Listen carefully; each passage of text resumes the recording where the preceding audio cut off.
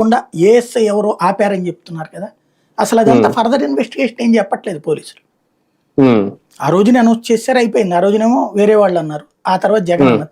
2 announcements వచ్చినాయి. కానీ ఈ అసలు ఆ విజువల్లో కూడా ఉట్టి కారు కింద పడేది విజువల్ ఉంది. ఆ కారు కింద పడ్డది బయటికి తీసిన విజువల్ ఎవరు చూపించట్లేదే. పోలీసులు అదే చూపెట్టాలి కదా. కారు కింద పడతంటే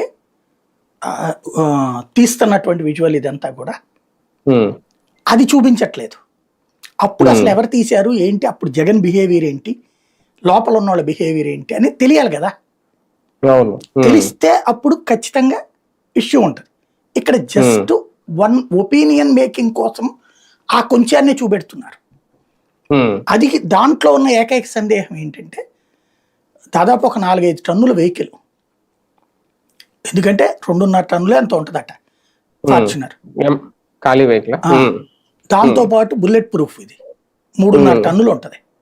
దాంతో వీళ్ళందరూ ఉంటారు, తలా 50-70 కిలోలు ఉంటారు కదా.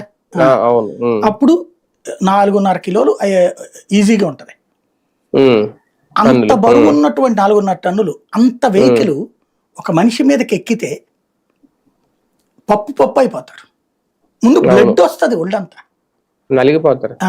ఇక్కడ ఈడ్చికెళ్ళిన గుర్తులు ఉన్నాయి.